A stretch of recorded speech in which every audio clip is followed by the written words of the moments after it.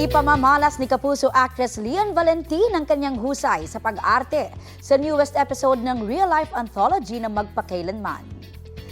Bibida siya bilang Mary Chris na nangarap magkaroon ng buong pamilya kasama ang asawang si Tonyo, played by sparkle artist Juancho Trevino.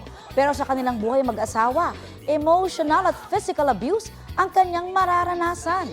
Makakatakas kaya siya sa ganitong buhay? Abangan ang Battered Wife for Hire ngayong Sabado 8:15 p.m. sa GMA.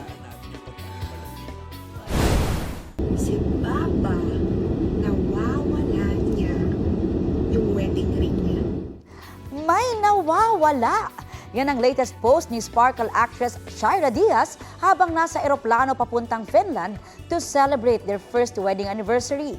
Chika ni Shai, nag-CR noon ang hubby niyang si E.A. Guzman. Hinubad ang wedding ring at inilagay sa bulsa, pero nalaglag ng matulog.